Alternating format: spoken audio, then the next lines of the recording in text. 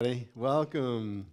And welcome to everybody joining us on Facebook and YouTube. Don't want to leave you guys out, although I have up until now, so forgive me.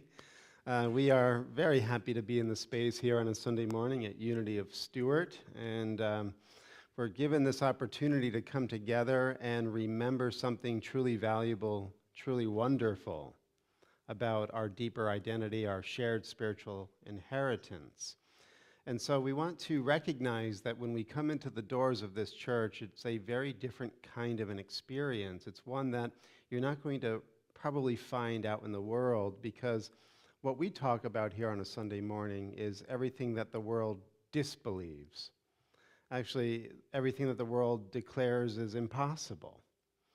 And so we want to train our listening and our inner attention to recognize that this type of a conversation, it goes against the grain of your inner conditioning, a conditioning that we've all been brought up inside of one way or another. We've been conditioned to believe that we are a limited, finite self, really kind of stuck or trapped in time. And there is an interior experience that is me, and then an exterior experience that is everything other than me, including y'all. And that means that I'm conditioned to be dualistic, to see two-ness, to see separation in everything that I perceive and think and believe is true. But when we come into these doors, it's a shift, it's a radical alteration of that belief system. Because what we're examining are these age-old teachings and esoteric traditions and spiritual wisdom teachings that have been on this planet for millennia upon millennia, and they've always had a very similar kernel of truth inside of all of them, and that is, you are a divine self, that you are actually the dreamer of the cosmic dream, and that you are projecting the world that you see. The world that you see is generated from within your own consciousness, that you're not a material creation that now has consciousness as a byproduct. You're a consciousness entity that has material as an expression of consciousness. It's a completely different top-down rather than a bottom-up perspective. In order to get to that top of who you are, namely your higher self, we have to undergo some kind of a journey, spiritual practice, whatever way you want to language it.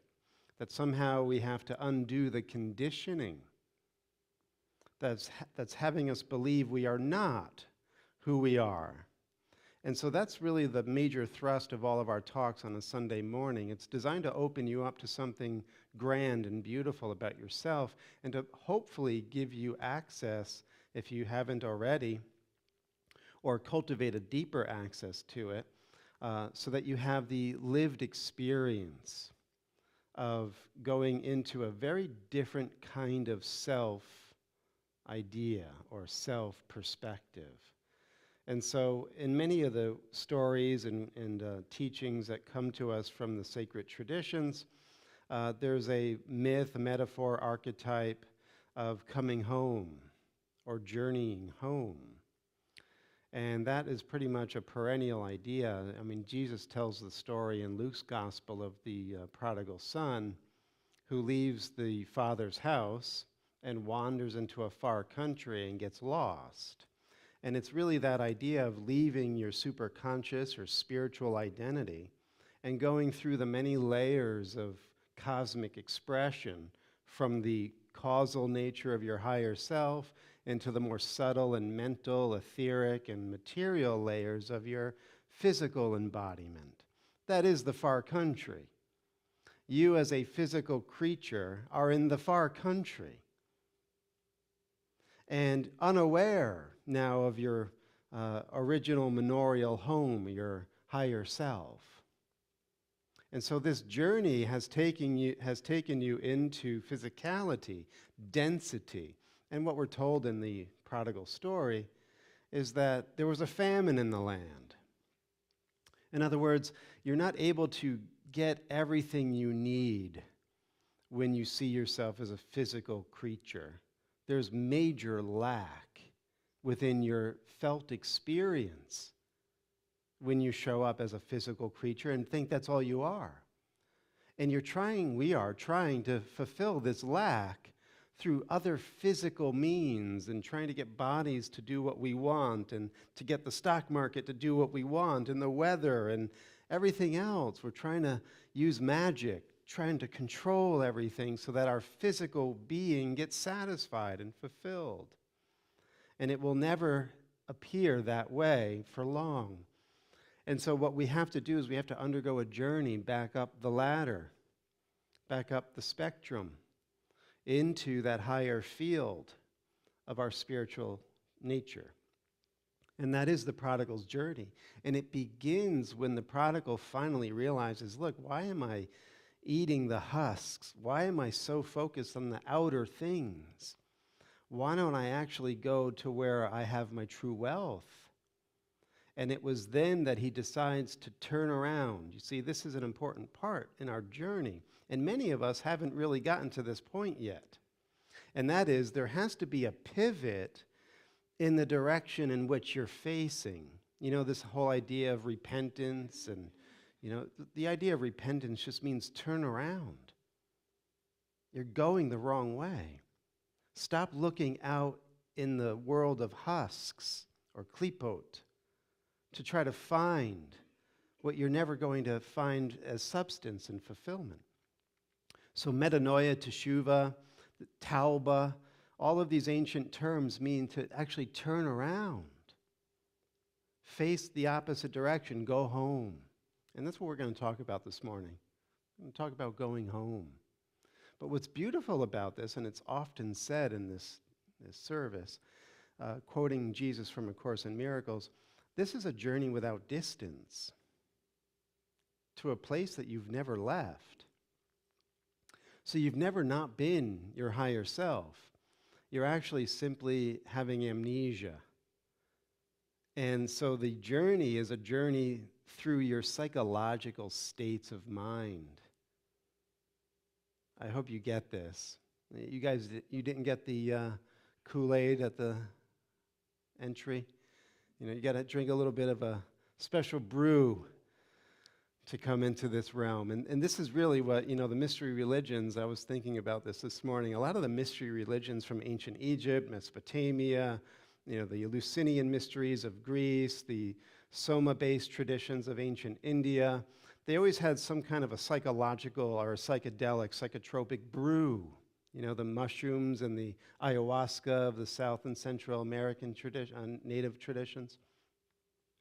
So this idea of altering your consciousness in order to get where these mystery teachings are pointing, we're hoping to do without the substances. We're actually walking pharmacies anyway. We can actually trigger these chemical releases within our brain and chemistry without the necessary additives.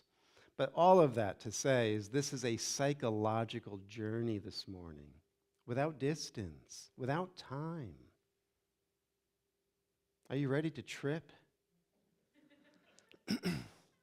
We are going on a trip. We're coming home. Do you want that? Is the only thing you have to check in with, because your intentionality gives you the world you see. Your intentionality, what you are asking and willing for yourself, what you're expecting to see, will show up. So if you're ready to turn your face around and leave the pig pen of the prodigal and make your journey up the sulam, the ladder that leads back into the heavens, then you have to intend that happen for you this morning.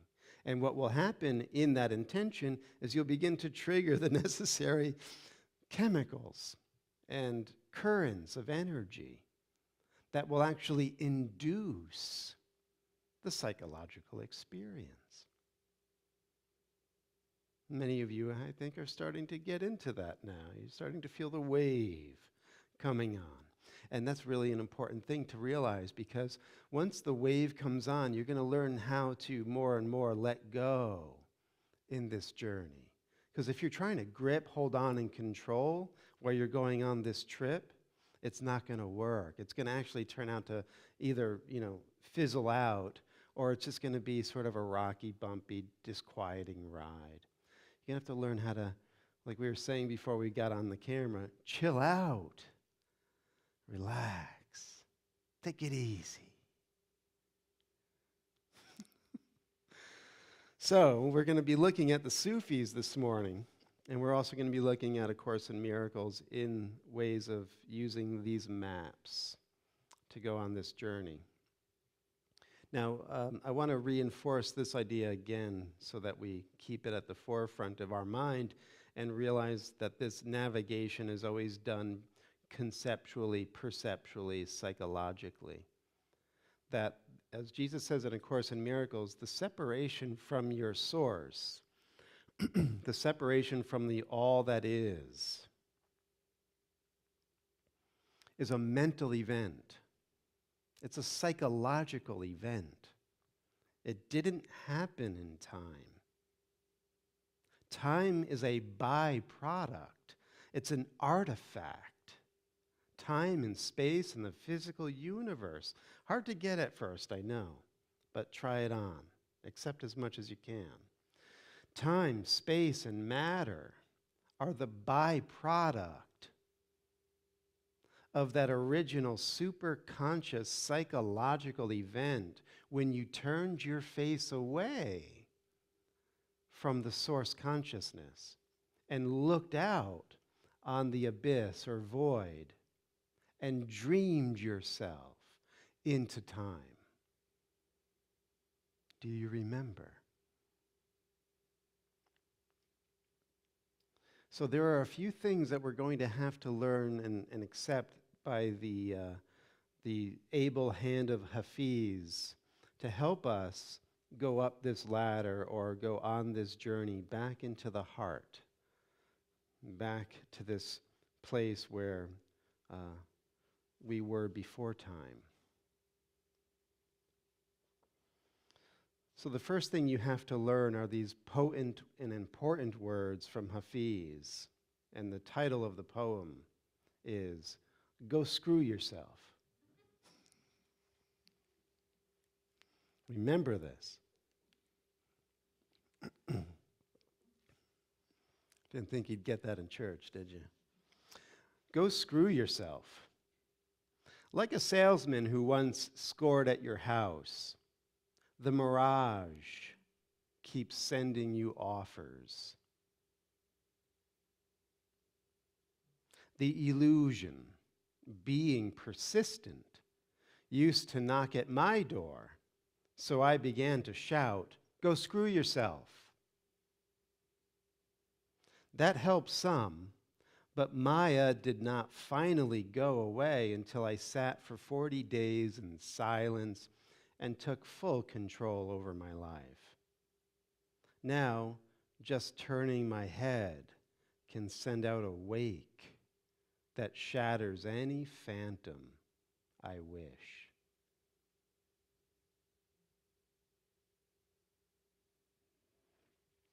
So remember, he's saying this. You know, when you click on something, you're surfing the web, and that will then capture your data, and they sell your data to a bunch of other sites, and now you get flooded with all these emails, and you're just getting flooded and flooded and flooded with these advertisements and sales.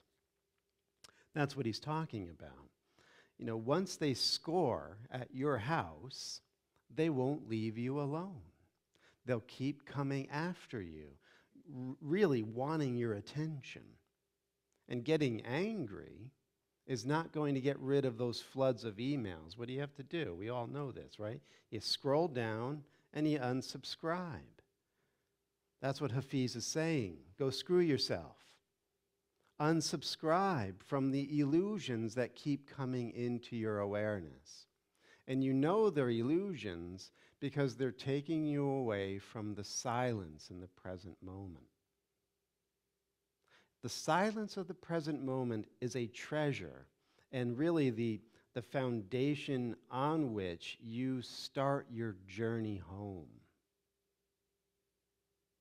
It says in the Course, only a quiet mind can remember God.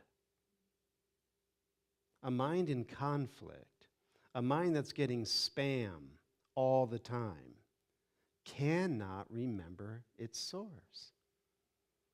So you have to unsubscribe from all of these distracting thoughts. You get to a point, like Hafiz said, that once you start doing this, you'll begin to have leverage over your inner state. You're not going to be so harangued and harassed that it's going to really cause you upset and dis-ease as much as before. But the Maya, or grand illusion of separation, will not go away until you totally immerse yourself in the ground of your being, which is the silence in the present moment. So I want us to all recognize this. The silence of the present moment precedes any thought you're about to have, and it actually abides in between the arising and decline of each thought. That your breath originates from this silence. It comes in, and there's the silence, and then it goes out, and then there's the silence. The silence is all-pervading. And if you turn your attention to the silence, much like when you look at a Chinese ink painting, when you look at a Chinese ink painting, they're designed to have you recognize the spaciousness, first and foremost, and how these misty mountains and little figures that are will-o-wisps of ink are actually being generated from the absence, the Tao, the space. So tune into the space, the Tao, the silence of this present moment. Recognize that it's in your atoms, it's in your cells, it's in your molecules, it's in the pulse of your breath and blood, it's in the fire of your nerves. You're being pervaded and consumed and originating and arising from this all-pervading silence or space.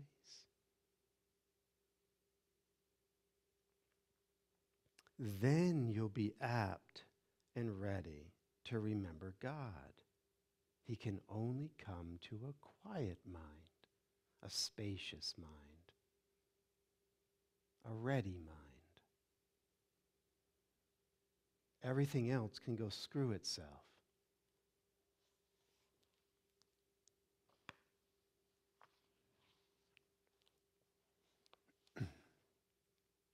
You're sent, I know. Actually, this one. Or toss the rascals out.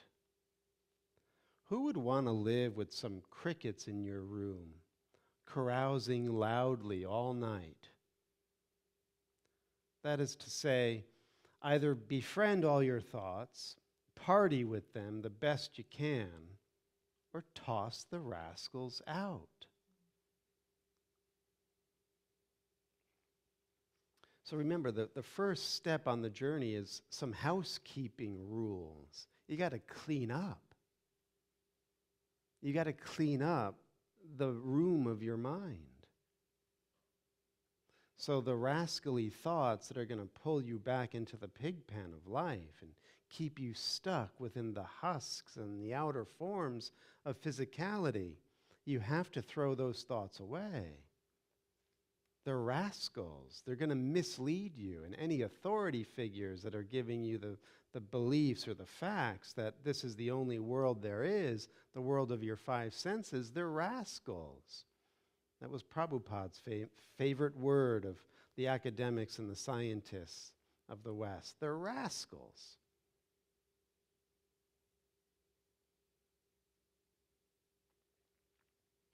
So we have to recognize that this does take a firm hand, especially in the beginning, to turn your face around.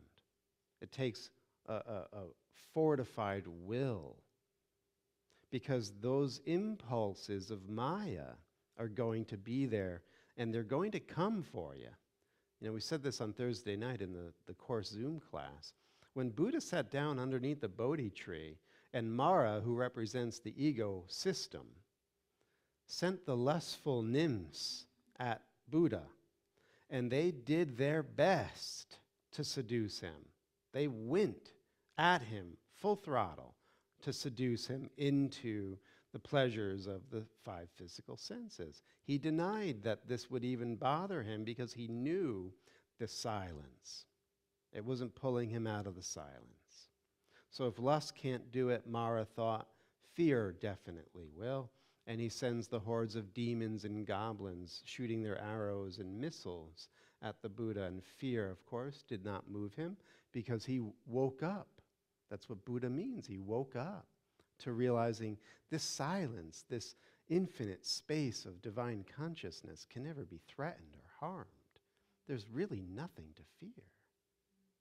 And because he abides in that, because his spine is the axis mundi or Bodhi tree, his energy field is attuned to the divine space, Buddha mind or Tao.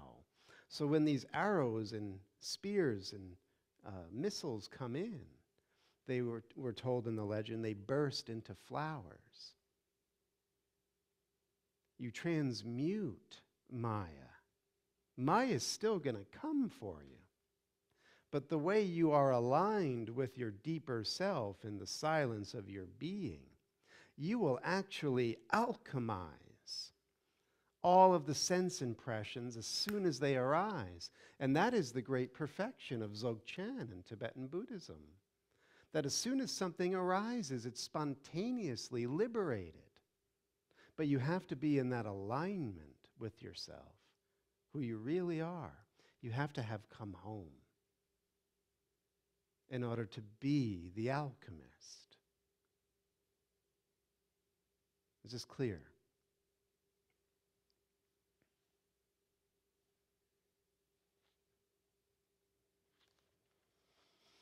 A crowbar. I left a crowbar in some of these poems. You can have it. It came in handy for breaking into his house. Before I found out, I owned the joint. So the poems are the crowbar. They're helping your mind come home. And in the beginning, it's like, you're having to wrestle with these concepts, figure them out, define them. You're kind of having to break in because you see yourself as locked out.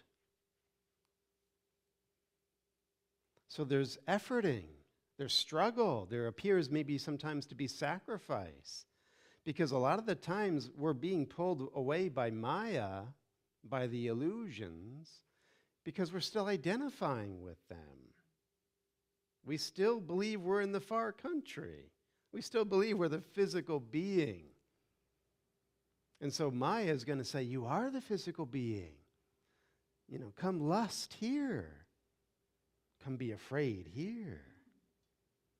So this attraction and aversion dominates the physical being. So these words of Hafiz are giving you leverage to turn your face around, to begin to not only see the door of your spiritual heritage, the door that leads home to the kingdom of light and love, but they're also helping you kind of make your way through the door until you're through the door and you realize you don't need a freaking crowbar. You own the joint. This is who you are. You had amnesia. Plato was right on the pulse when he said this. He saw similar where you're climbing up or going back up the ladder. You're awakening to the good, which is this light beyond the cave of the space-time matter universe. You go beyond the bonfire of the sun. You go into the light of the good. But it's a long, arduous climb up that ladder, Plato tells us in the 7th chapter of the Republic. A long, arduous climb to remember who you are. But when you come to realize that you are who you are, Plato says, you have completed the process of, in his Greek terms, anamnesis. Anamnesis is the climb back up to yourself, the journey home. What does it mean? Many of you know. It is the forgetting or the dropping on of amnesis, amnesia. So Plato saw the whole journey as a way of getting out of amnesia. You already are who you are. It's a top-down journey. You start it in the light of the good and the one. You knew all the ideas of God.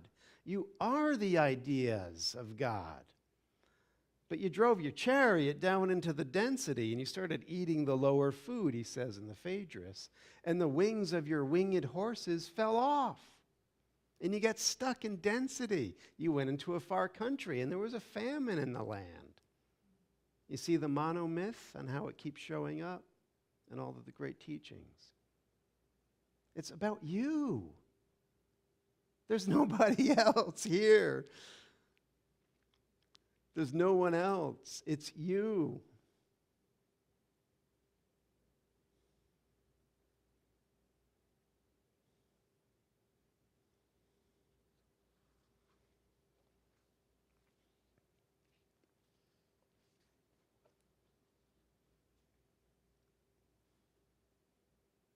When all is still. And then, all the and thens ceased. Nothing remains to be done in the order of time when all is still. In the profound quiet, the immaculate comes into view. God disrobes.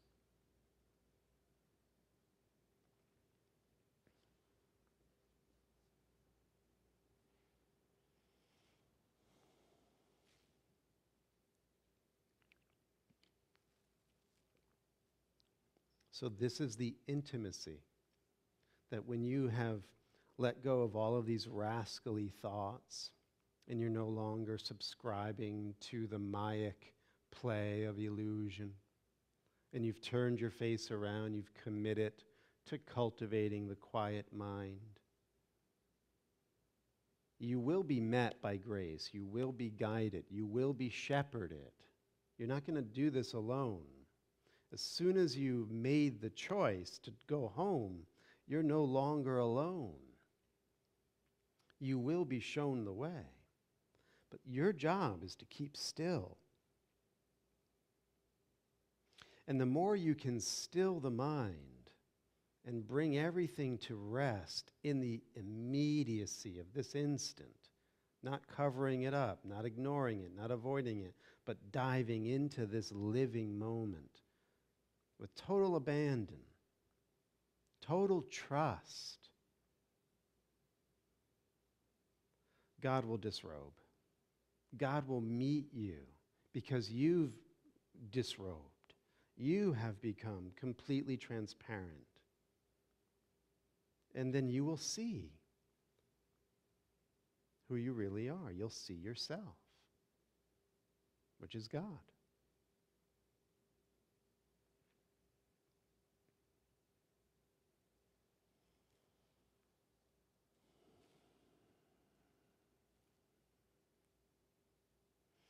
That's why, it says in the Upanishads, speaking of the infinite reality of Brahman, the all that is, the sacred, the profound, that it's unutterable.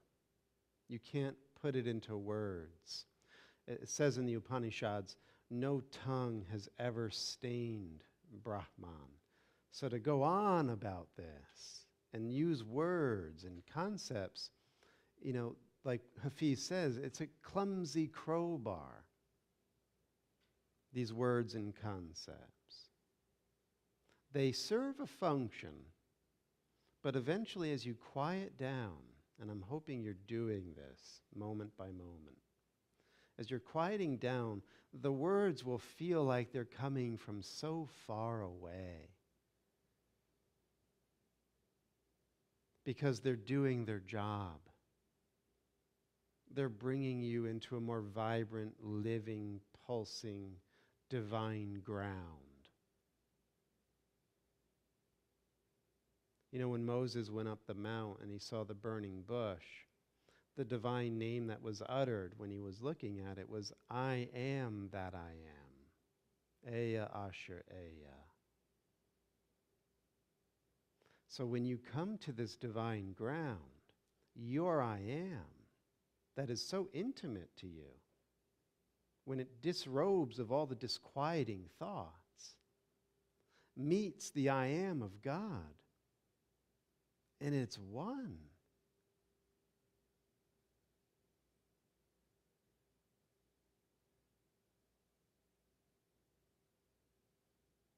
Now keep in mind as we go to the next step in our journey this morning, you have to kick those rascals out and tell them to go screw themselves. Because right now, coming through the sky of your perception are all of these fluttering ideas that poo-poo the possibility that your I am is the I am of God.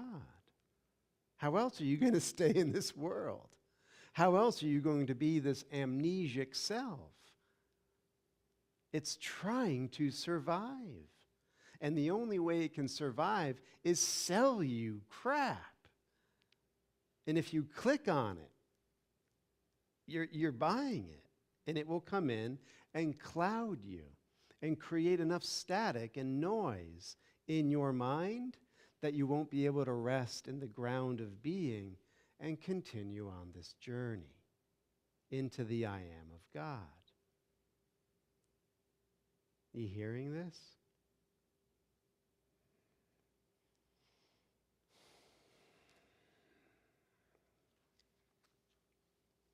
This is from book 1 of Rumi's Masnawi.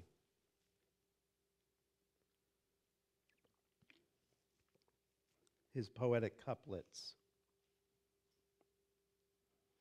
A certain man came and knocked at a friend's door. His friend asked him, "Who are you, O trusty one?" He answered, "I." "Begone, 'tis not time for thee to come in. At a table like this, there is no place for the raw. Save the fire of absence and separation, what will cook the raw one? What will deliver him from hypocrisy?" So, pausing here. In Rumi's spiritual development, to be raw is to have turned your face around. You're not drunk on the world, on dunya. You're not drunk, but you're raw. You're uninitiated. And you have to undergo a process of training that will cook you.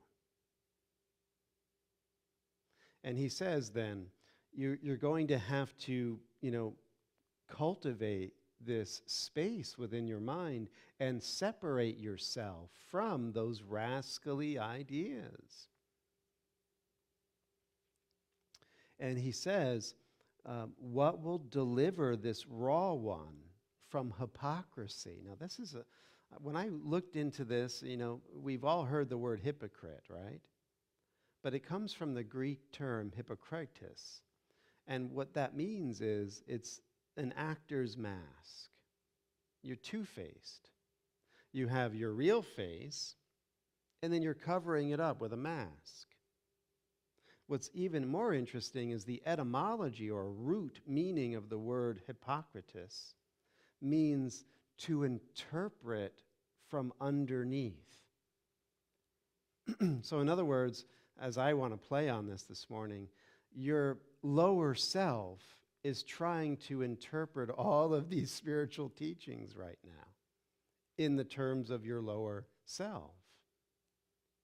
That's why a hypocrite has the appearance of being spiritual. says the right words, goes to the right groups, reads the right books, has the lingo down, maybe even totally believes it. But their behavior and inner state are not together. So you have to undergo, we all have to undergo a cooking. We have to undergo a transformation, an alchemical fire, right? So it says here now, the raw one goes away, and for a year in travel and in separation from his friend, he was burned with sparks of fire. Now, the friend is the Sufi master, who also represents the higher self, your lost identity, your home. So these sparks of fire burned the raw one, and so he was cooked. And then he returned again and paced to and fro beside the house of his comrade. He knocked at the door with 100 fears and respects, lest any disrespectful word might escape his lips. So in other words, he's controlling himself. He's curbing that wild mind. Very important. This is one of the reasons why we often encounter pitfalls on the journey. We're led astray by our own lusts and desires. We have to be strong and committed to this journey home. So even though he's getting cooked, he's still outside the door. He's not in yet. So he's still having to maintain this commitment and this inner poise and control. His friend called to him, "Who's at the door?" He answered, "You are." "Now," said the friend, "since thou art I, come in. O myself, there is not room in this house for two eyes."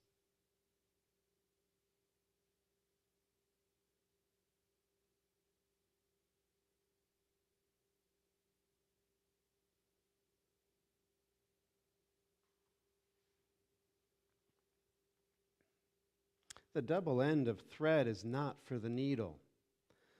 Inasmuch as thou art single, come into this needle. Right? He's using Jesus' description of the kingdom of God, saying that it's easier for a camel to go through the needle's eye than for a rich person to enter the kingdom of heaven. We know this. 'Tis the thread that is connected with the needle. The eye of the needle is not suitable for the camel. How should the existence of the body, or camel, be fined down, save by the shears of spiritual practice and virtuous acts? For that, the hand or power of God is necessary, for it is the power to be, and that is what will bring into existence the seemingly impossible thing.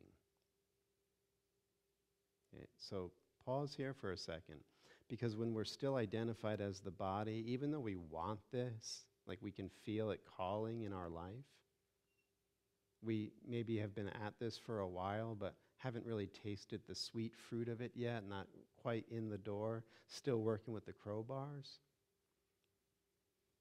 Remember something, and hear this really well. It's not you that's going to get you through the door. You can't do enlightenment.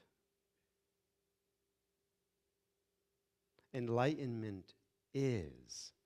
And the only one who can declare that something is the source. That's why in the Sufi tradition, this idea of, in Arabic, kun, which means be, that's what creates everything. It's a top-down.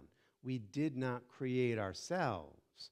We left that identity because we wanted to be the controller, the doer, the dreamer. On our way back, we have to remember we're not at the door now. It's you. You're I. And the only way to get into that door is you gotta go and see that you are the eye of God. There's only room for one eye in the kingdom. And how blessed is that? Because this eye shares itself and creates itself as you. But the only way you can know that fully and be in the abundance of yourself is to know the one I that you are, that everything is.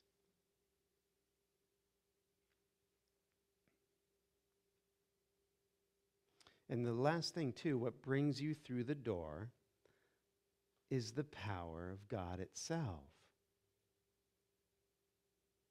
So you get to a place in your life where you have exhausted the doing. Have we come to that place yet? Like the prodigal in the pig pen, you've done your best to make this physical world enjoyable for yourself. And blessed are you when it really shows up as the shitstorm that it really is. Blessed are you. Because then you'll see it offering you nothing, and you'll begin your journey home.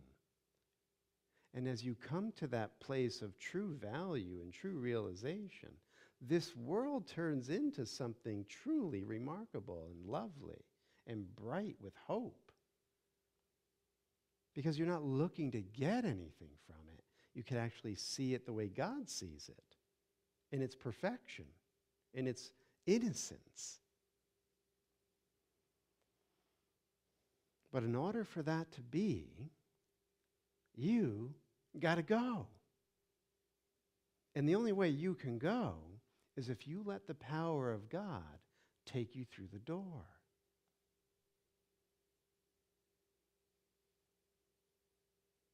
That's why I was saying at the beginning of this journey, when that wave comes on, right, it's like a tsunami of spirit. If you're letting this in, it's going to cover your horizon like a wave.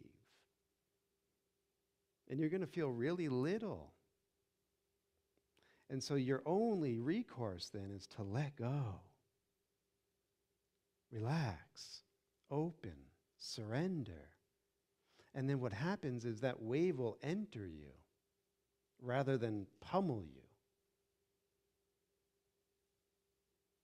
And when it enters you, you literally become the wave, and you're carried up, and you're brought through the door. It's grace. But if you're clinging and trying to be the magician that makes the body real and basically flips God off and says, I'm the creator and maker of my life, I'll do it my way by my will. If that's you, that grace looks like wrath. And like Jesus says, it's like the millstone will come and land on you and pummel you to powder because you didn't let it in.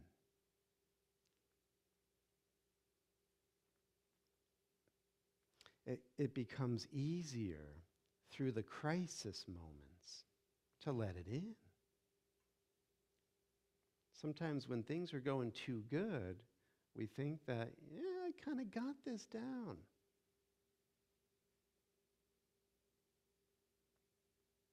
So blessed are you if you're in a shitstorm. Forgive if there are young ears listening on Facebook.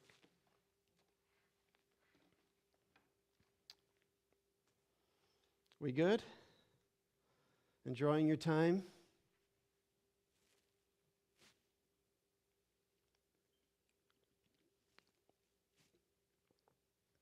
So we'll finish here the last leg of the journey with a workbook lesson from A Course in Miracles, lesson 160.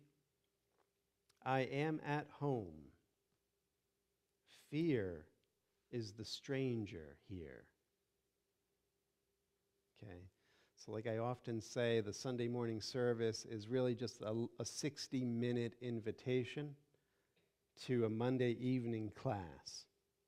So we have A Course in Miracles classes here on Monday evenings at 7:15 p.m., and we will be able to dive deeper into the inner dynamics of A Course in Miracles to show you why we're going to say what we're about to say in greater detail that might make more logical sense and give you better clarity. But when he's saying that fear is the stranger here, he's talking about that self that says it's you and sees itself as separate from everything. Remember what we had started with this morning is we have become very unnatural in the way that we see ourselves. We're conditioned by a world of duality. There's an inner me and everything else. And that me that I think I am becomes my only identity that I believe is me. That's the truth. I am a separate person, and the boundaries of this person are the skin and bones of my body. So what happens then is that I become threatened and cut off by everything other than me. Or I desire to possess and grasp and own everything other than me because there's something lacking.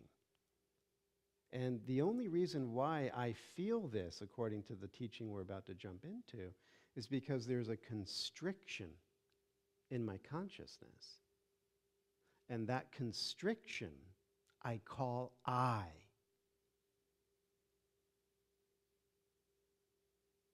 The constriction from the totality, from all-encompassing space and love. I got this little self, when I'm actually the space, the divine mind that everything is arising in. But no, I'm this constricted little guy inside skin and bones. And that is what is the stranger in your mind. That is fear. And this fear self is going to be very uncomfortable now. That's why you, as the one who's witnessing all of this, have to continue to breathe and relax. Because as you breathe and relax, what's going to start to show up for you is the constriction is going to lessen. It's going to relax. You're going to open. And as that constriction simply opens, the sense of I that had you feeling split off, cut off, lacking, fearing, and lusting, that actually just evaporates. You don't have to do anything. You have to relax. It's an undoing, a letting go. And as you release your fear, love can come in. And then you'll realize you're already at home. It's a journey without distance to a place you've never left. But because of who you are, you can go on this wild trip of space, time, and matter. And it can look like you're far from home and you're not yourself. But when you're ready, it will all disappear in the twinkling of an eye when you relax. When you kick the rascals out. When you unsubscribe from your false conditioning. When you undo your amnesia.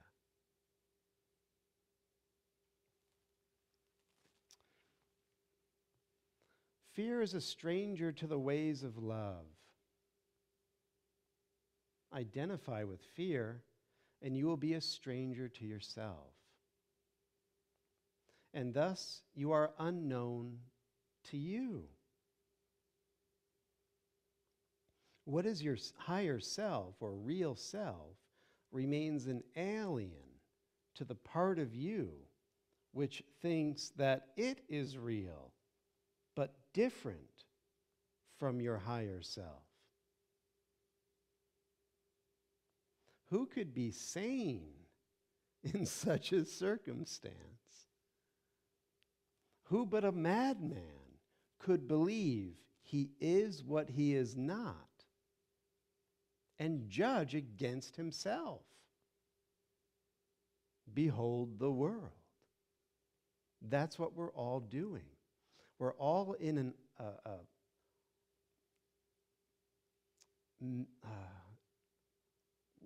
gargantuan, massive, existential identity crisis.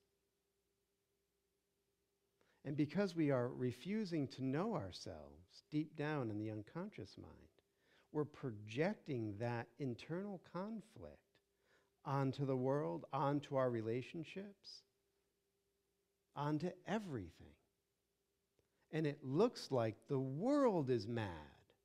The world is insane.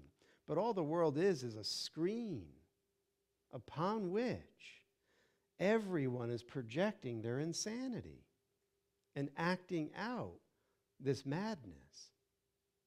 The only solution to this world looking the way it does is you must know yourself. You must come home. Stop judging against knowing yourself. So he says here, there is a stranger in our midst who comes from an idea so foreign to the truth that he speaks a different language, looks upon a world truth does not know, and understands what truth regards as senseless. So this stranger, which is the ego identity, the I am that thinks it's different from the I am of God, that is the stranger, that's the constriction, that's the fear. And it shows you a different world than truth. And it speaks a different language than your higher self. And as long as you identify with this fear, you will not understand yourself, and you will see a world that brings anxiety, frustration, and suffering.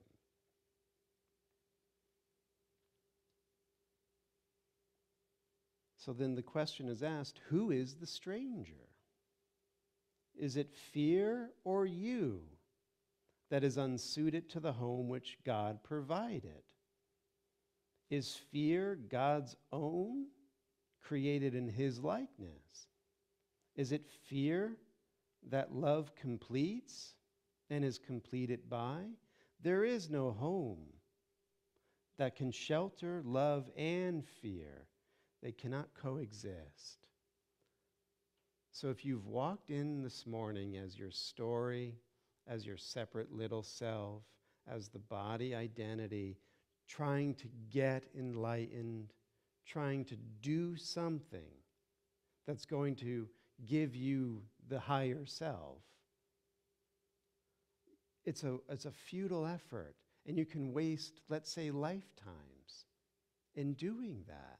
The ego's totally fine with spiritual practice and church and everything else because the ego's a hypocrite. It will never let you come to know the truth, but you can go through endless exercises and efforting.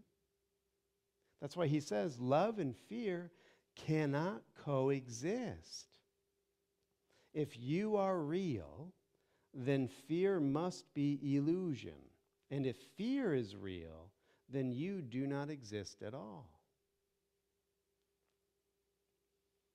So finishing here. How simply then the question is resolved. Who fears has but denied himself and said, I am the stranger here, and so I leave my home to one more like me than myself, and give him all I thought belonged to me. This is your action figure. This little self that you've made, you've given all of it the power to control your mind, to lead you through the wilderness of the far country, and never have you think of going home. There is no home. This is your home, the body, this world. Don't ask any other questions. Try to make it work here. Enjoy the husks. Put on a parka when there's a shit storm. What could I tell you?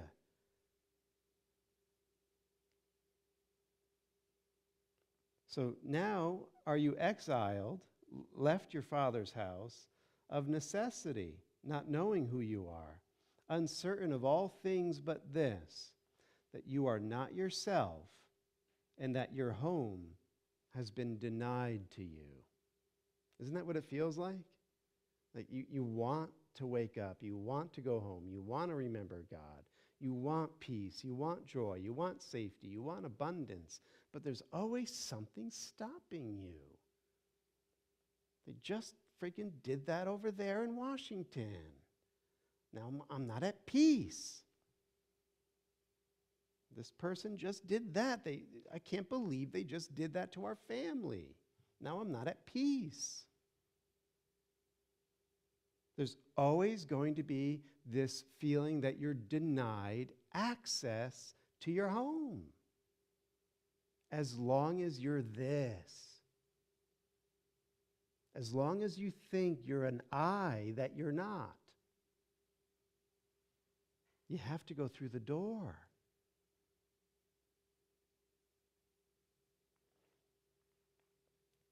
The miracle will come. For in your home, yourself remains. You never left.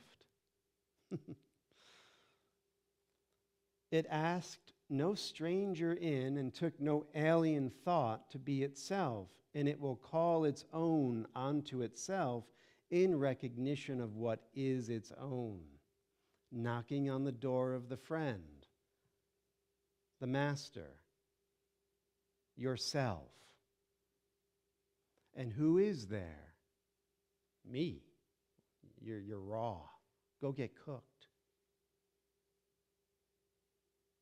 Who's there? You. Come in. There's no room in this house for two eyes. Even where you're listening from right now, make sure you're not propping up the false self going, oh yes, I'm this separate constricted person who's really enjoying these concepts and words. Now you got to keep letting the fire burn up that false center. It's blocking the door. It's blocking your peace. It's causing the world that you see.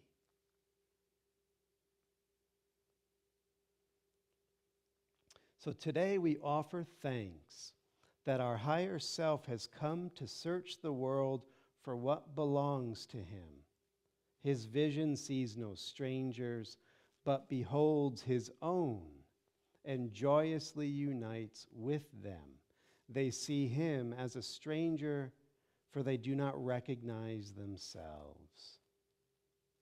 Yet as they give him welcome, they remember, and he leads them gently home again where they belong.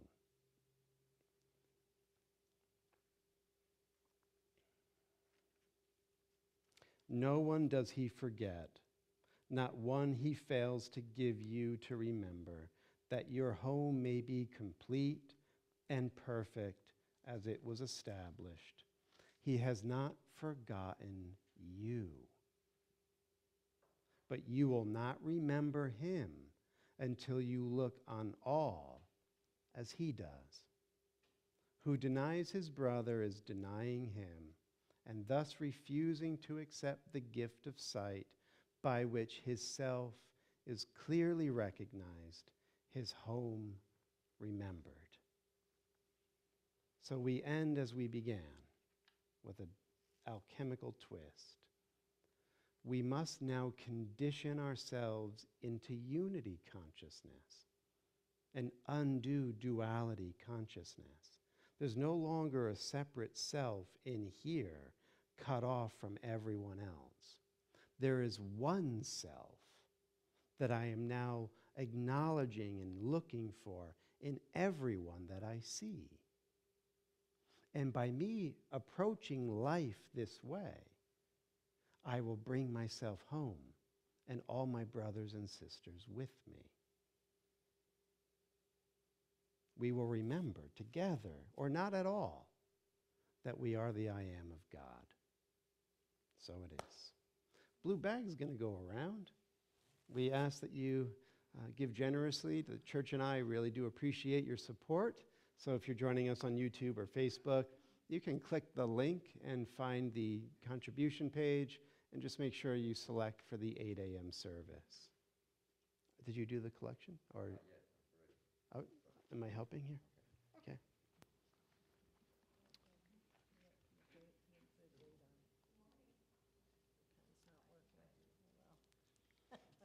As long as the important parts are filled in, right?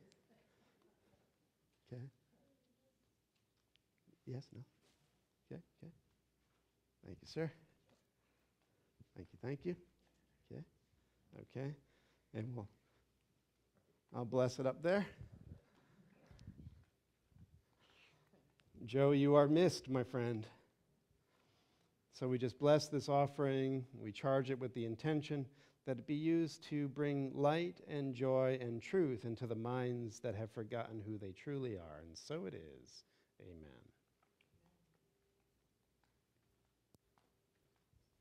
Thank you.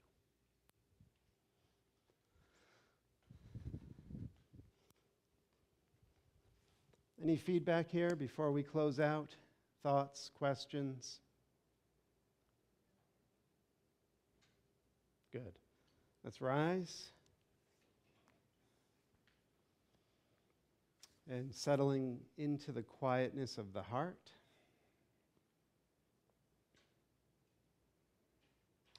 We ask that we become increasingly more sensitive to the inner guide that will inflame our desire to come home and to know ourselves again and to be truly reborn as beings of light, that we may shine in the truth of our one self. And in this truth, we know that the light of God surrounds us. The love of God enfolds us. The power of God protects us. And the presence of God watches over us wherever we are. God is. Amen. Tomorrow night, 7:15 p.m., and Seth Speaks, The Eternal Validity of the Soul. Class starts Tuesday. If you're interested, living-acim.com. Seth Speaks, 10-week class. More info there. Peace. That's right.